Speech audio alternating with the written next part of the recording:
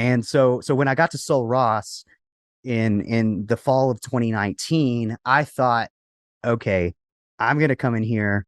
And this had been a position that hadn't been full time in 40 years. So I thought I'm going to go in here and be here full time and offer like this full blown BSM experience. And students are going to just be like pouring through our doors. Students are going to want to go on mission trips. They're going to want to do all this stuff that I want to do. And I found out very quickly that was not the case. Welcome to the City Square podcast, where we talk with everyday people about faith and work. My name is Jon, and my guest this episode is Kyle Crim. He's a BSM director, and he's from San Angelo, Texas. How you doing, man? I'm doing pretty good. Pretty good. How about yourself? Doing fantastic, man. Thanks for being here today. Absolutely. Glad I could be. All right, man. So, obviously, man, I know you really well. We've done a lot of stuff together. But why don't you start off by telling everybody a little bit about yourself and your church background? Sure. So my name's Kyle. I grew up in Comanche, Texas. And so as far as church background goes, I didn't really have one for the first 15 or so years of my life. That was just never something that we did as a family. So that was just kind of what I inherited as well. Then when I was in junior high school, at the insistence of some of my friends and after multiple declined invitations on my part, I finally gave in, started going to youth group with them. And it was through the local church, through First Baptist Church of Comanche, Texas, that I came to faith in Jesus. And that's really my church background. And we'll get into like the details of where I've served in ministry later. But I went to school at Angelo State, got plugged in with the Baptist student ministry there. And my first ministry position was as an intern after that. And since then, I've done youth ministry, and this is my fourth year as a BSM director. Started at a school called Sul Ross State University, and now I'm back at Angelo State doing college ministry. Awesome, man. So what's cool is, I think for both of us, the BSM, the Baptist student ministry, played a really big role in like the beginning of our faith and kind of helping us navigate those lanes and kind of figure out like what our calling was going to be in life. Yeah, for sure. For sure. So how did you get into a college ministry? So really, I guess I'll start kind of at the beginning of my ministry journey. Like I said, I did not grow up going to church. So even after I became a Christian at the age of 15, ministry just wasn't on my radar because I just wasn't really aware that that's something that actual people did. Or you probably needed to have some kind of pedigree that I didn't have in order to do ministry. So I specifically remember in the summer of 2011, right after I graduated high school, right before I went to college, we went on this mission trip with our youth group, and we came back and gave reports to the church. And I kind of just spoke some scripture and spoke what I learned on the trip. And then afterwards, one of the adult sponsors from the trip, he came up to me and he said, "Hey, if you keep that up, you might end up preaching someday." And that was kind of the first moment it ever clicked with me of like, maybe that's something I could do. But it wasn't until almost a couple years later. I was at a spring break mission trip at South Padre Island when I was a sophomore in college. And that's really just where the Lord convicted me that probably ever since that moment in 2011, I'd just been resisting this call to ministry. I'd just been very resistant to it. Part of that was because I didn't know it was a possibility, but part of it was just fear and disobedience, if we're being honest about it. So really over the last couple of years of college, I began to kind of work out, okay, what does it mean to be a minister, and where am I going to end up? And then after college, I had this opportunity called campus missionary intern through the Baptist student ministry. And you really just focus on doing outreach, making disciples, and developing leaders as an intern after you graduate college. And that was really where I discovered my love for college ministry. And really after serving for about 2 weeks, I knew, okay, college ministry is where I want to be for the long term. Awesome, man. Good stuff. I mean, as somebody who came into the faith my freshman year in college, I have a really soft spot for college ministry, college towns, and churches that exist for the city and for the university. And so For sure. I love it, man. College students are the best. So you mentioned earlier that your first BSM director Mhm. position was at Sul Ross State University. Yes. What was your first year as a BSM director at a place like Sul Ross? Like, what was that like? Man, it was wild. It was up and down. I'll start with some positives. Yeah, there Is you go. just the circumstances that led to me being there were kind of crazy. So I specifically remember the date because it was my birthday. So it was April 22nd of 2019. I was finishing uh I was going to graduate seminary that December. So I had about 8 months left of seminary. And um well, actually backtrack a little bit, backtrack like a few weeks before that. Over spring break of 2019, we get this random email that we can shorten our degree plan by like 14 hours. Um, which was awesome. Like I'd been in seminary for almost 3 years at that point, and I was ready to be done. So I was like, heck yeah, I'm taking that. And then in April, on April 22nd, one of my former BSM supervisors texted me and he just said, hey, there's a BSM position open in Alpine. Would you consider being there? And of course, the I knew where Alpine was. I'd never been there. And then I Googled it. And honestly, the first thing I Googled was, is there a Whataburger in Alpine? And the answer, it didn't show up on Google Maps. So, so at first my answer was, yeah, probably not. But I Because there told him I'd wasn't take, a Whataburger. not just because of Okay. that, but that was a slight factor. I'll be honest. um, so I told him I would think about it. I'd pray about it. But then just through prayer, it was just, there was no reason for me not to do it. I still had a semester of seminary, so I asked my dean if I could just finish online, and he said, yes, we can make that happen. There's also the factor that that was a support raised position. So when I first got there, I was going to be making next to nothing per month. And I had a man who was actually a former BSM director, him, his name's Dan. He opened up a place for me to live for free.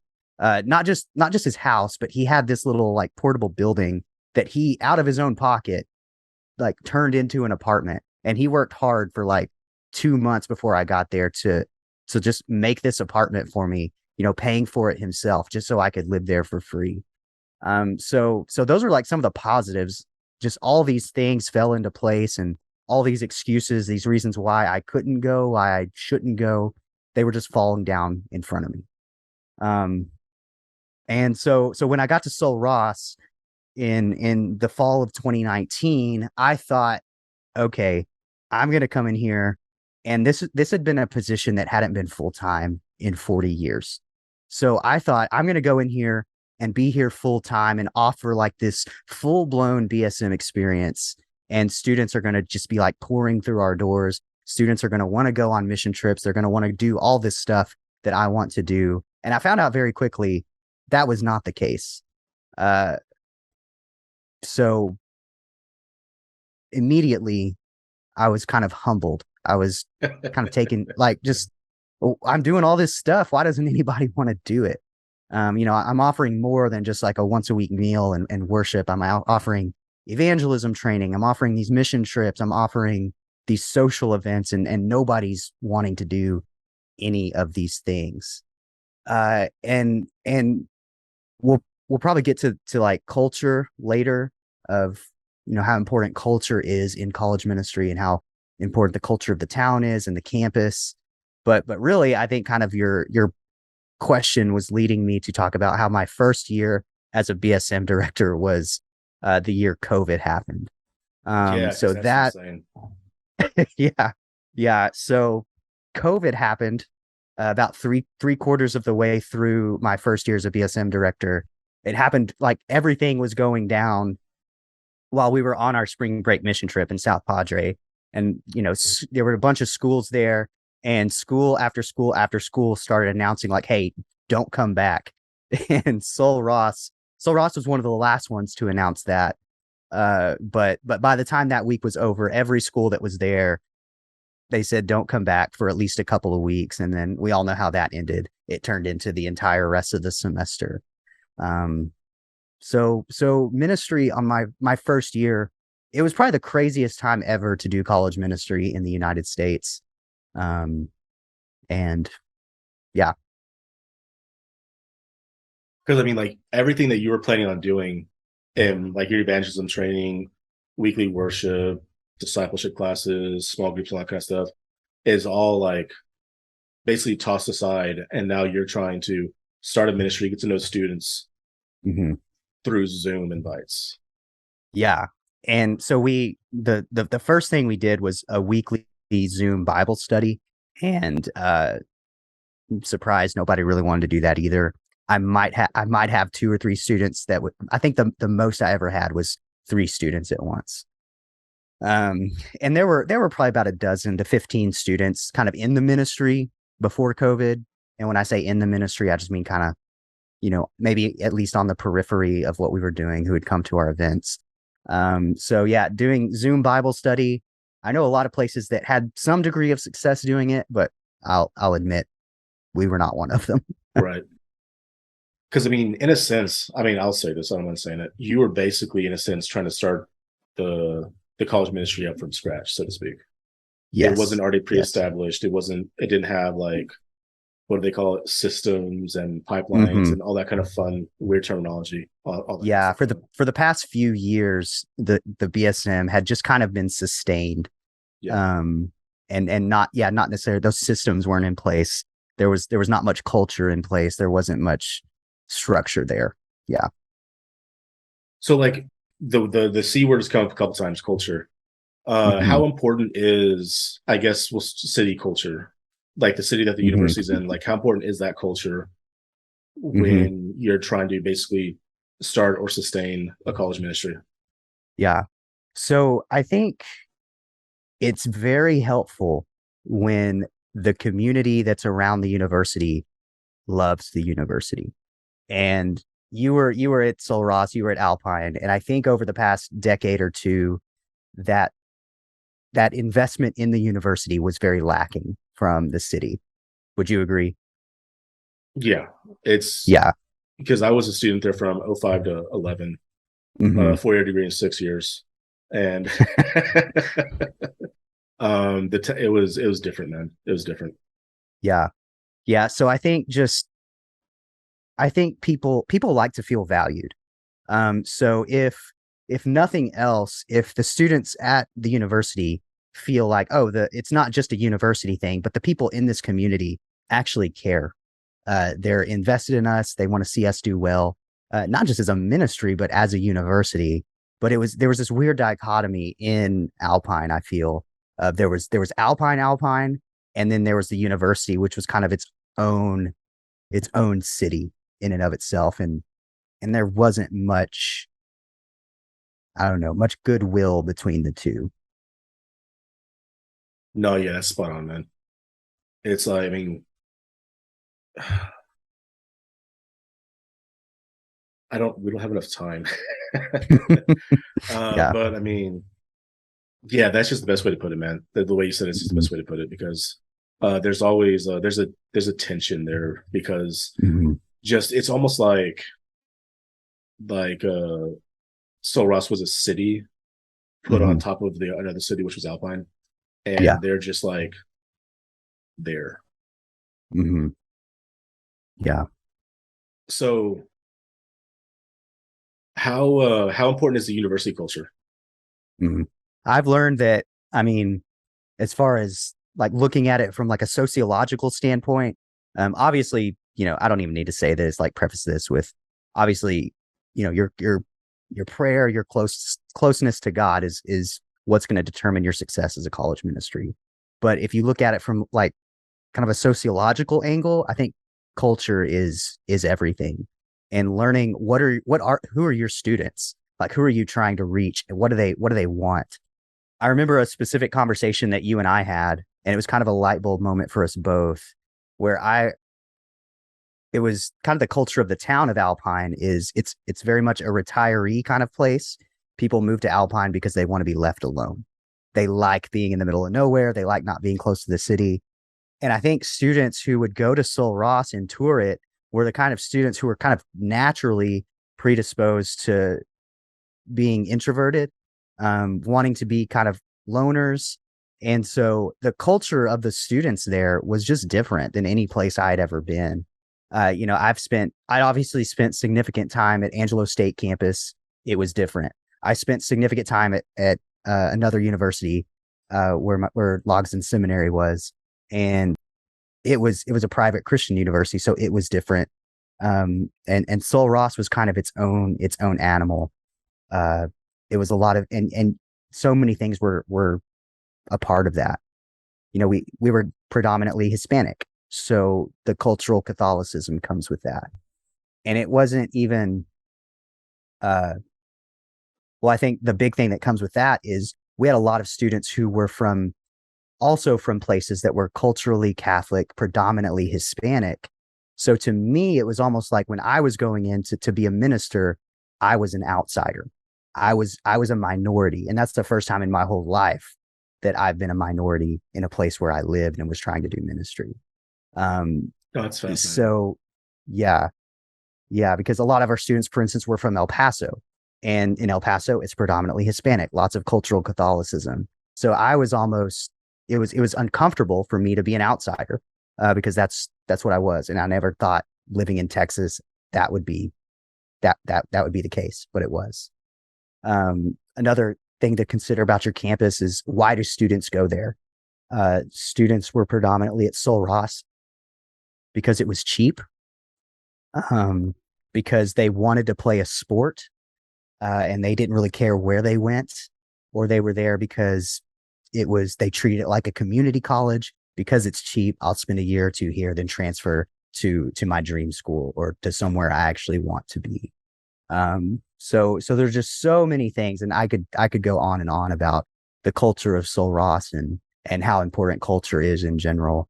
But the thing that I learned by the time I was there is that God's going to place you in places you're uncomfortable, right? Right. I was not in the majority at Sul Ross, and that's okay. Like, God had a plan for me there. So I think the most God honoring thing we can do is be an expert on our campus culture, and really try to figure out, okay, what makes these people tick? What motivates them? What are their backgrounds, and how do we access, or how do we bring in the gospel to that context? And what's the most responsible way to do that?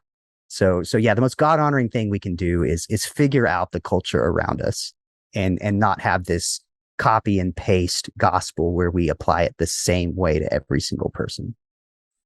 Awesome, man. That's good stuff. And is that something you learned from doing ministry at Sul Ross? Yeah, that's the kind of thing I think I could only have learned by doing. Yeah. Kind of a trial by fire thing, and it took me a while to figure out.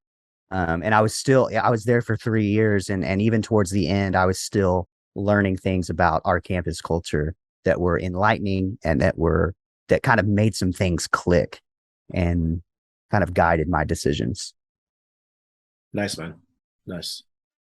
And so you've been at Angelo State for how long now? About 3 months. So I got to come back to be BSM director here.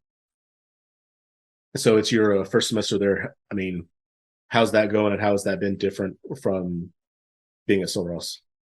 Yeah. So, obviously let's start with something awesome. ASU campus is probably like 5 minutes from Whataburger, Wingstop, and HEB.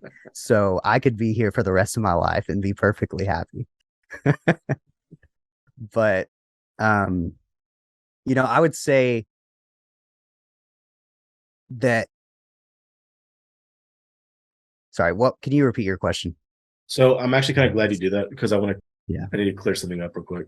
Yeah. So you did 3 years of college ministry at Sul Ross in Alpine, Texas, right? Mm-hmm. Yes. So Alpine, Texas is a small rural town of about 5,000 to 6,000 people, Mm-hmm. 3 hours away from Whataburger, Chick-fil-A, Walmart, and the Yeah. airport. And the Yeah. university you were at was Sul Ross State University, which was about 1,200 students. Yeah. In the I think it's fall. like 1,700. Okay, 1,700 during the fall. Yeah. And then every Yeah. university loses about 25% after the first semester. Mm-hmm. So now you're in San Angelo, Mm-hmm. San Angelo, Texas, which is about 100,000 people. Yeah, right at pretty much. And then Um, Angelo State has like what, 10, 20,000 students in the fall? it's at about 10. Yeah. 10,000? Okay. Hmm. And so you're in your first semester of college ministry in Angelo State. Obviously, two completely different places, almost night and day. Hmm. How Yeah. is how's your first semester there going compared to like how Yeah. it went in at Sul Ross?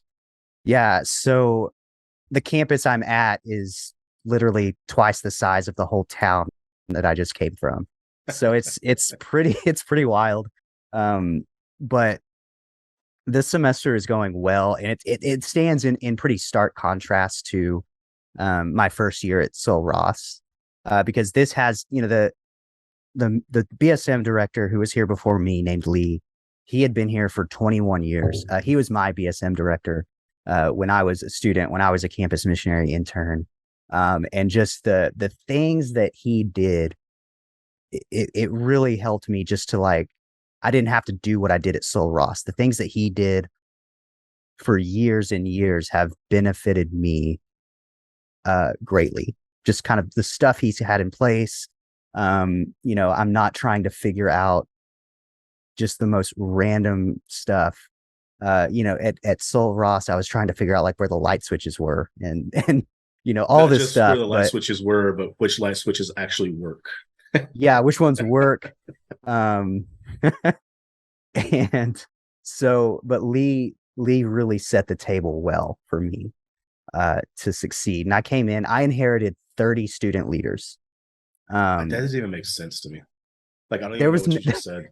my whole time at the Sul Ross BSM, and I don't want to make it seem like I'm talking bad about my time at Sul Ross BSM, because considering where I started from and that COVID happened, like it was the last 2 years there, like, it was amazing. It was incredible. So I don't want to make it seem like I'm talking trash about the Sul Ross BSM or my experience there, because I'm absolutely not. I saw God do amazing things in that. But you know, Angelo BSM is just on a campus that's bigger. And I inherited 30 student leaders, and I never had that many students in my building at Sul Ross. So, Right. When um, like at Sul Ross, I think it's safe to say there will probably not be a BSM director there that will ever have 30 student leaders.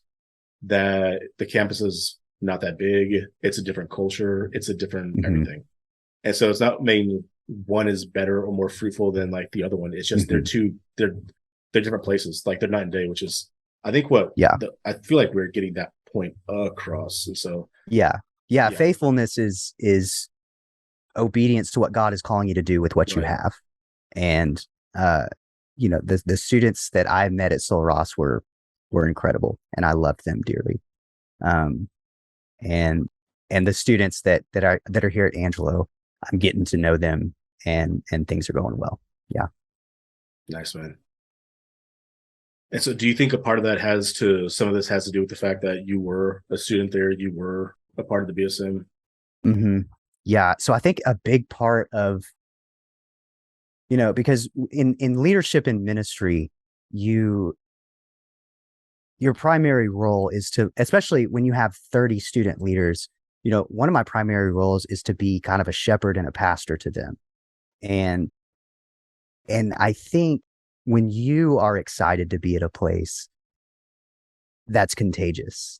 And I've tried to communicate over and over, like, hey, I love ASU. This is the BSM building in which my life was transformed. Um, you know, every place on this campus, that if I were to take you on a walk on campus, there would be like a specific memory that I had with each and every place. Um, so yeah, I try every opportunity I have to communicate my love for Angelo State and my love for the BSM. And I think that's contagious. I think people see that and they say, like, oh, he's energized to be here. Because, Angelo, it's not a tiny school. It's not like somebody's last choice, but there's not the school spirit like you would see at a UT or an A&M or a Texas Tech. So students aren't just over the top happy or overjoyed to be at ASU.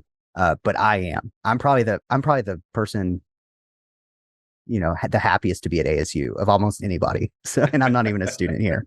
So, yeah. That's good stuff, man. What Hmm. would you so this is your fourth year of being like in for what we would probably call full-time ministry. Hmm. Um for the young dude who is getting ready for that, is praying about that, trying to figure out what it's Hmm. going to look like for him in the future. What would you share with that guy? Mm. Mm. So I part of what I was always told, um, especially like in seminary and knowing I was preparing for ministry, uh, is that something I was always told was that it's going to be hard and there will be days you want to quit. And like no matter how strong you feel that calling from God, like this is your thing. Because whenever COVID hit, all my students like left town in March of 2020. And by the time we got to like June, July, I'd been alone for 3 or 4 months. I'd not seen any of them. Like in complete honesty, I can say I wanted to quit. I was just like, I will go live with my parents for a few months while I figure out what else I can do.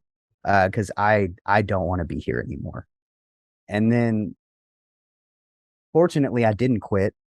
And because there are some days, so I guess this is my piece of advice. There are some days when the only thing you can cling to is like this is something that God called me to.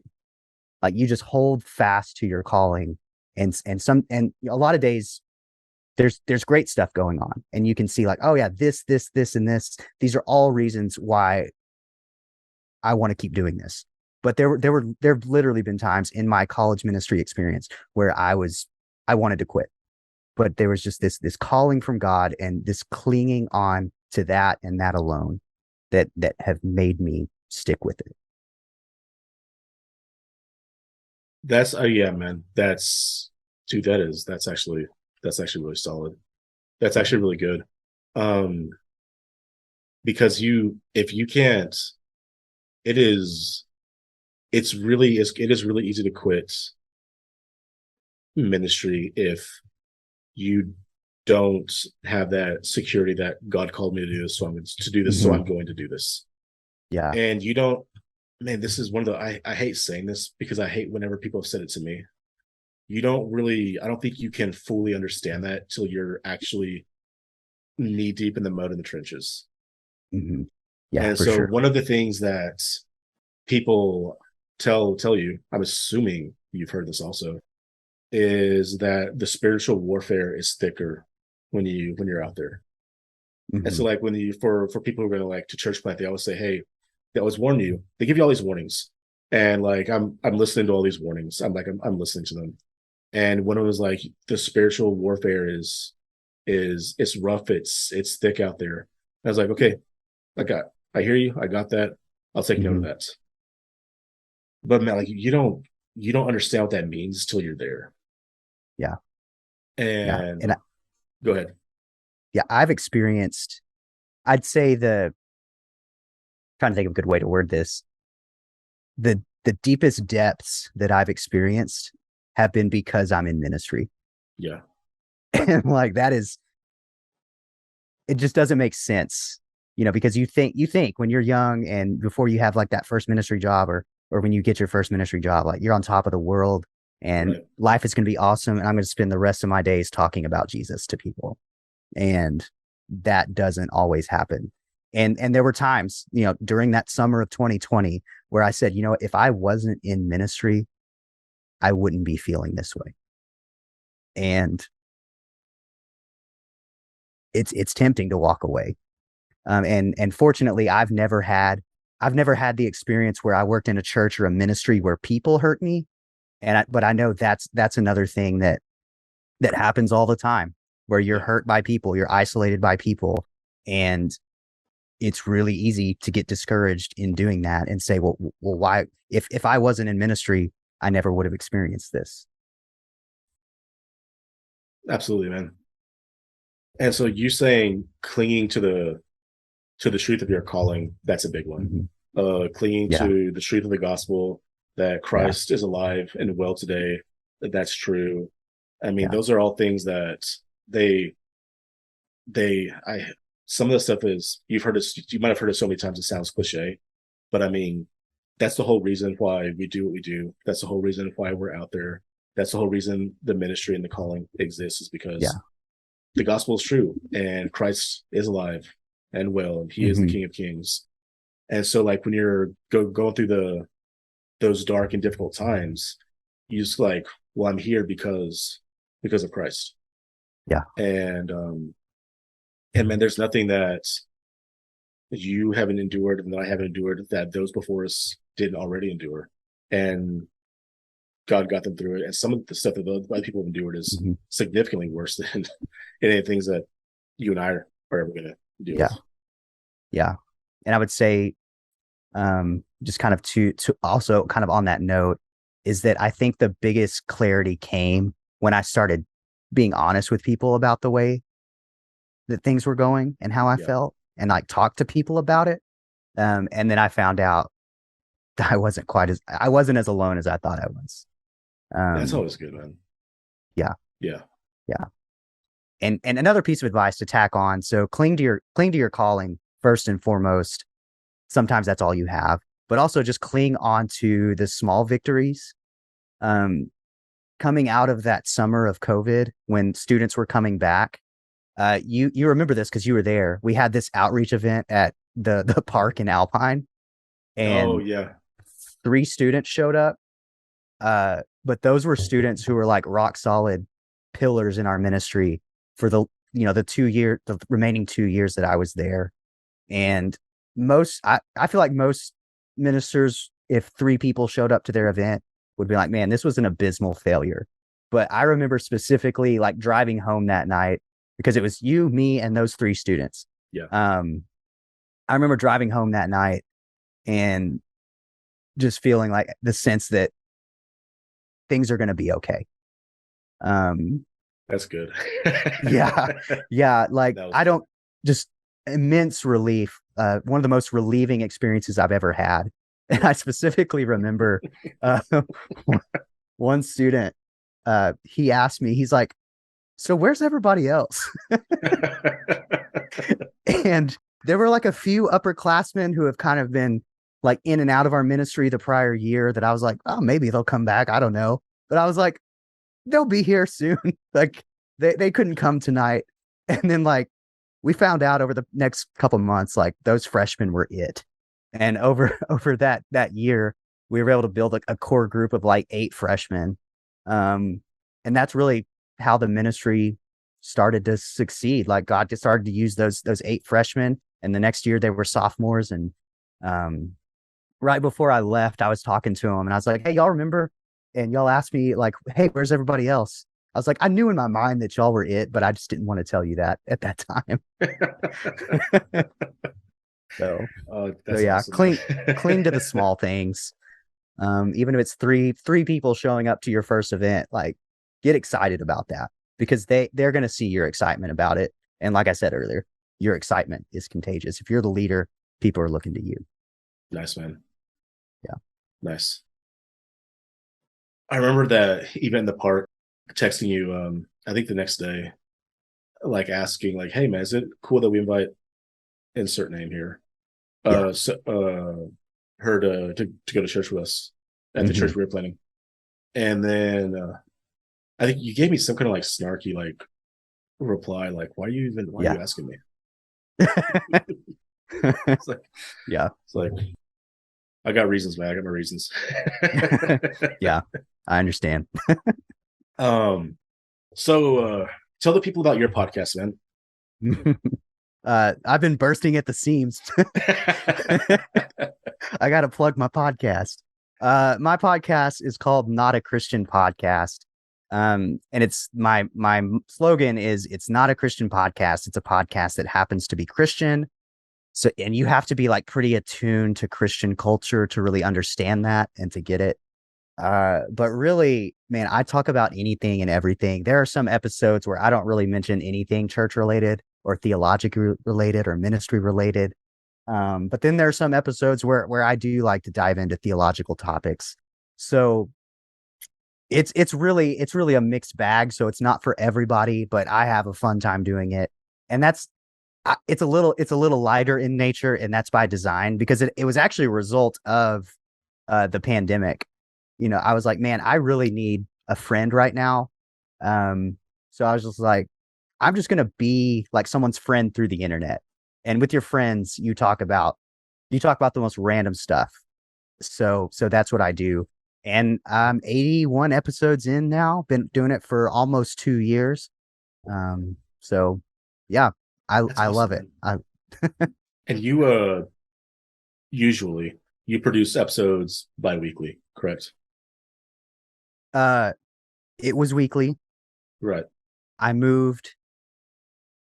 We're gonna get back to the weekly schedule. Okay. But yeah, it's been a big adjustment moving. I'm a lot busier than I used to be, which is a good thing, but it's just kind of me figuring out what what is uploading a podcast every week look like with my weekly obligations. And everybody can find it on Spotify, Apple Podcasts, Google Podcasts, and all the major Yeah, stuff. it's in most of the major places. Yep. Nice, man. And we'll be sure to have the links below so people can go and check it out, Cool. follow, listen, and all that kind of Sweet. fun stuff. All right, man. So, um, let's see. What books are you currently reading, man? What's on your bookshelf? Okay. So admittedly, it's the beginning of the semester, which is like the most insane time for me.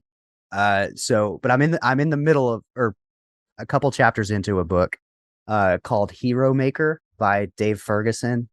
And basically the idea is to introduce people to um, the idea of being a hero maker, and that's how we multiply our ministries.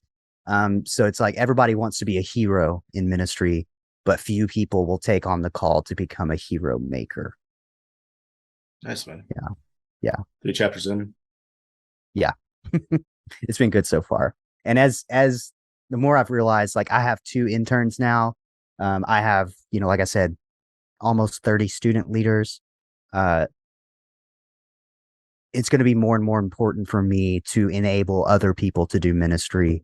As our campus is bigger, uh, our resources are bigger. So that's kind of what this book is about.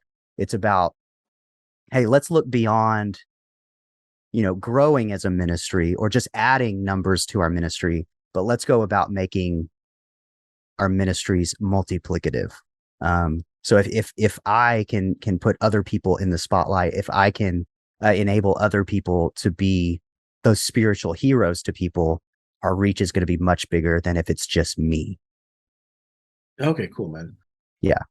That's one of the biggest. I mean, I don't know why this is. I guess I kind of do, but it's still stupid. Where the Mm-hmm. idea comes around that the pastor is the ministry, or the Yeah. the ministry leader, the director, whatever it may be called.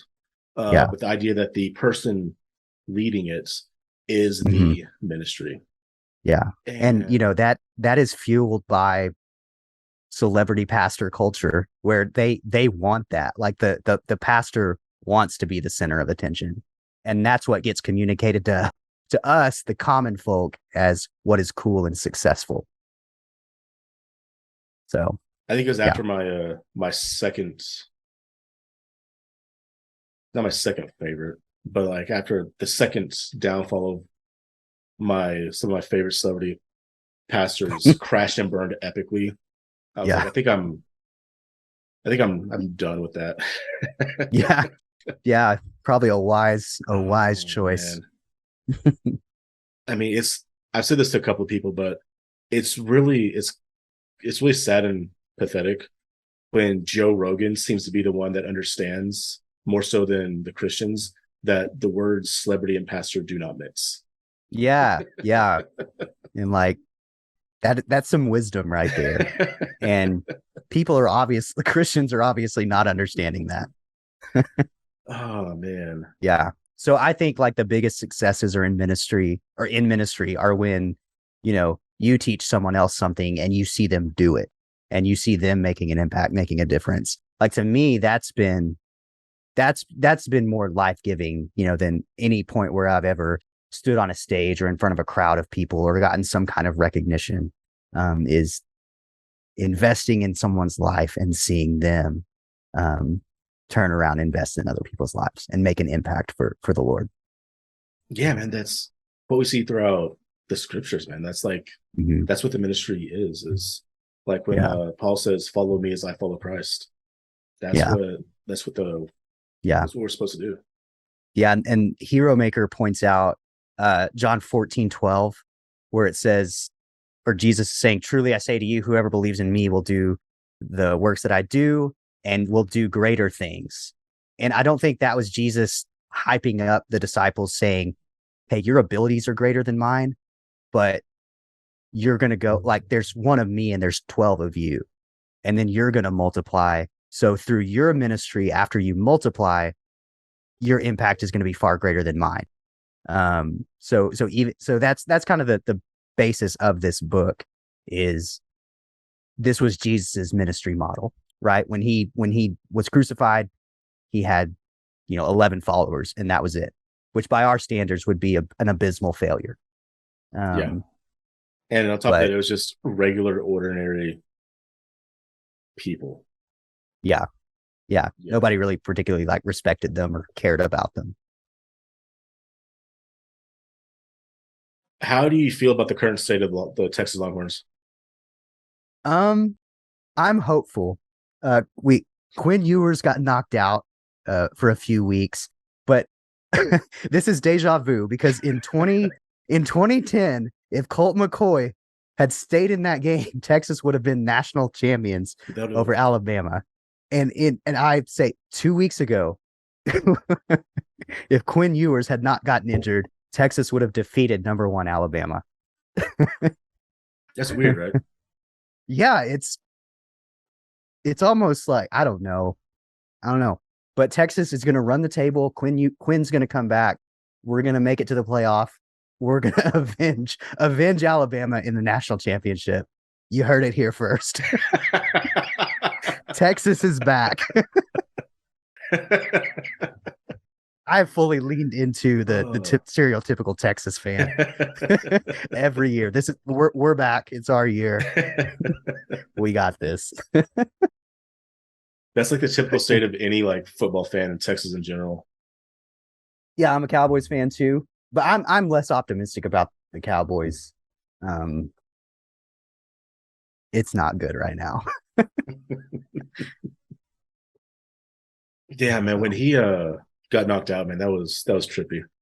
And Yeah, even after he got knocked out, man, like I'm not a UT fan, especially after the Mac Brown era. A lot of the institution's credibility became into more question, but that's another conversation. That's just me being somebody who's not rich and bitter.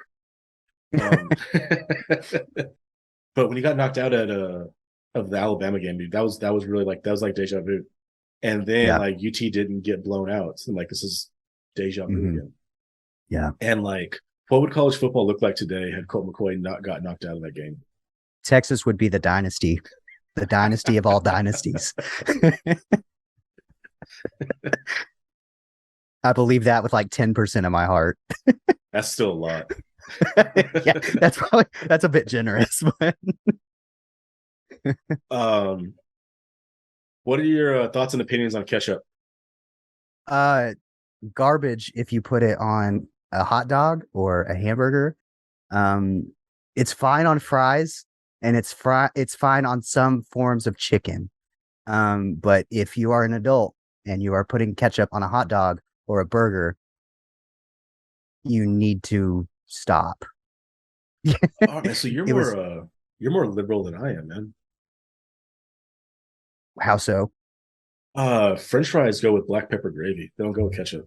Oh, if there's some black pepper gravy around, I'll go ham on that. But ketchup is more convenient, I guess.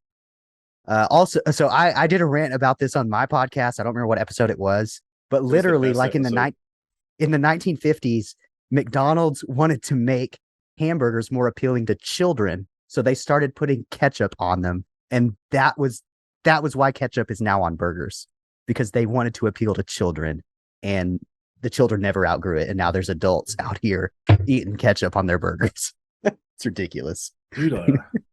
It's like they put ketchup on the burgers because ketchup tastes like sugar, and all kids want is sugar. So to make Yeah. kids eat something that they're too young and dumb to enjoy on its own, they put ketchup on it. Yes. Yeah. And ketchup, it drowns out, like you can't taste anything else. Ketchup is the only thing you can taste because it's sugar and it's just in contrast and overpowers every other element on a burger. So, yeah. Ketchup has two purposes. It masks terrible food so that you can make it Hmm. semi-edible. Yeah. And it's what people purchase who hate the taste of good food so they can enjoy ketchup. Yeah. I do not disagree with that.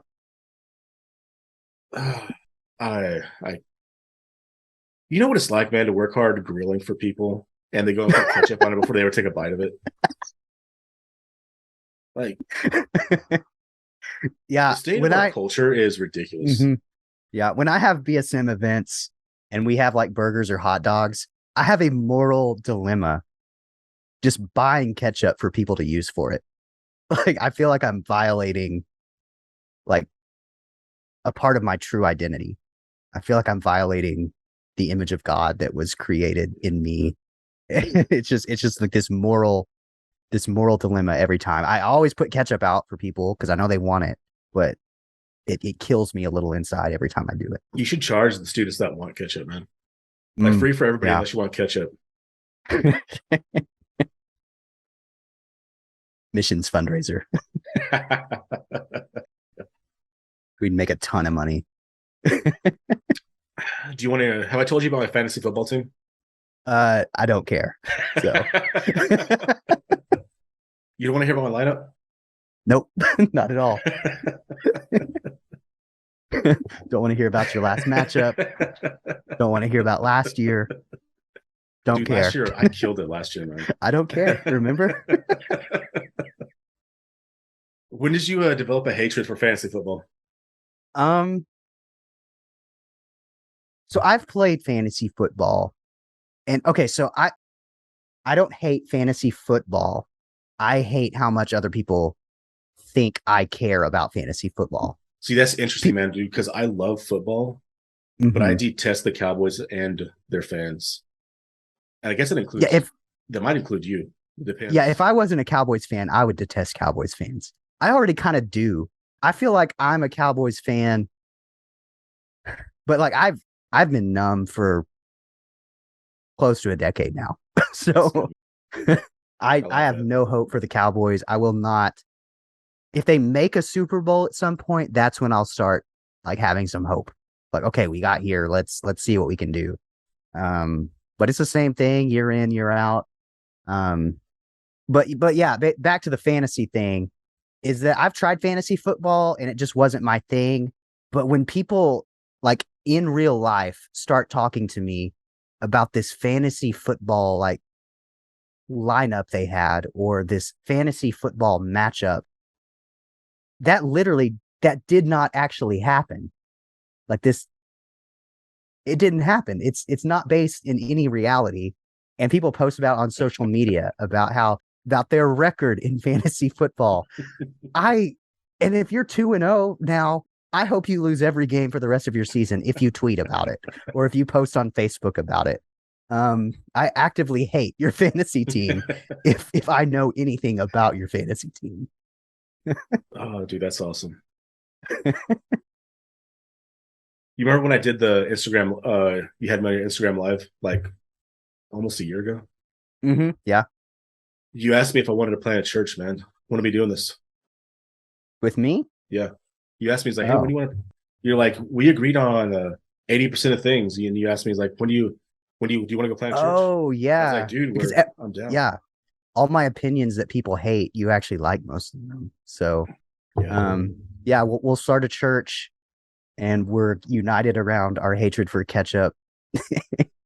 And like our communion will be burgers and like with like dipped in mustard. Uh, Oh my gosh, dude. no ketchup though. All right, dude. That was fun, man. Appreciate your time today. For sure. Glad I could be We'll here. be sure to post links down for your podcast, and we can go ahead and post some of the things for the Angelo BSM so people can follow what you're doing and see what's kind of going on. Yeah, for everybody else, thanks for joining us. If you enjoyed this conversation, you already know, don't forget to like the video, subscribe, click the bell, leave a comment below. If you want to ask Kyle any questions about college ministry, feel free to do that. You want to express your disdain for ketchup and fantasy football, go ahead. Can I ask a question real quick? What's up? When do I get my check? I can pay you in Dogecoin. I'll take it, honestly. I'll pay you 100 Dogecoin. Love it. Dude, that'll multiply, man. You're not even ready. Until next time, may the Lord bless you and keep you. May the Lord make his face shine upon you and be gracious to you. And may the Lord lift up his countenance upon you and give you grace. Talk to you later.